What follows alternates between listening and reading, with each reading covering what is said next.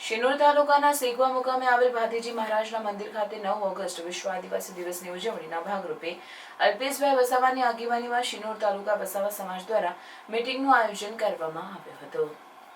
શિનોર તાલુકા વસાવા સમાજ દ્વારા છેલ્લા 1 વર્ષથી 9 ઓગસ્ટ વિશ્વ આદિવાસી દિવસની ઉજવણી કરવામાં આવે છે। આ દરમિયાન સમગ્ર શિનોર પંથકમાં બેન્ડ સાથે ભવ્ય રેલી યોજવામાં આવે છે। ત્યારે ગત વર્ષે જેમ આ વર્ષે પણ શિનોર તાલુકા વસાવા સમાજ દ્વારા 9 ઓગસ્ટ વિશ્વ આદિવાસી દિવસની ઉજવણી કરવામાં આવનાર છે।